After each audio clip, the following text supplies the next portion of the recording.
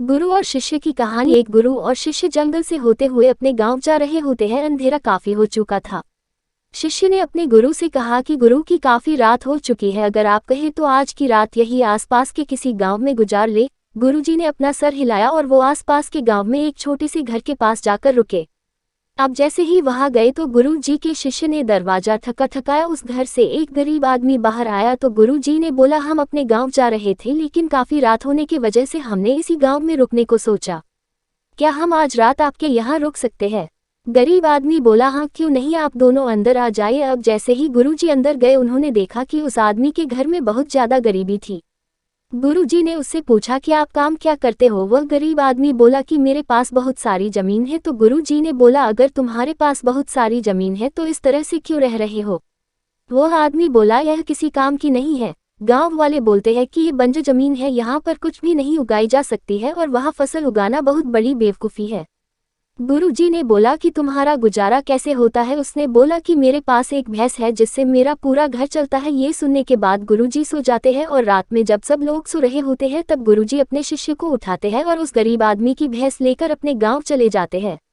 शिष्य अपने गुरु से पूछता है कि गुरुजी कहीं आप ये गलत तो नहीं कर रहे हैं? उस गरीब आदमी की रोजी रोटी इसी भैंस की वजह से चलती है। तो गुरुजी अपने शिष्य की तरफ देखते हैं और मुस्कुराते हुए आगे बढ़ जाते हैं।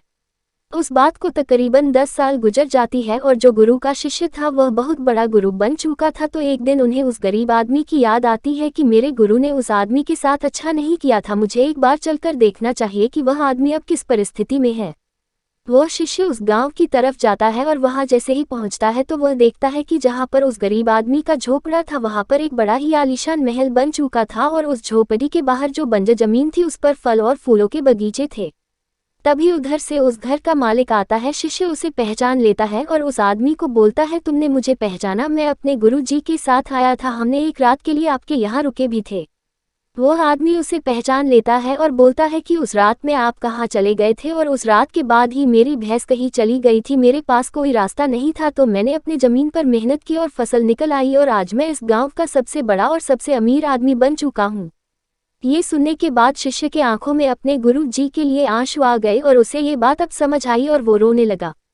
इस कहानी से हमें ये सीख मिलती है कि हमारे अंदर ऐसी बहुत सी टैलेंट छुपी हुई है लेकिन हमें कोई ना कोई चीज़ रुका कर रखी है। वो आपके फैमिली वाले भी हो सकते हैं, आपको जॉब भी हो सकती है, कुछ और भी हो सकता है। देखिए, आपके पास भी तो भैंस की जैसी कोई दूसरी चीज़ तो नहीं है जिसने आपको आगे बढ़ने से रोक कर रखा है।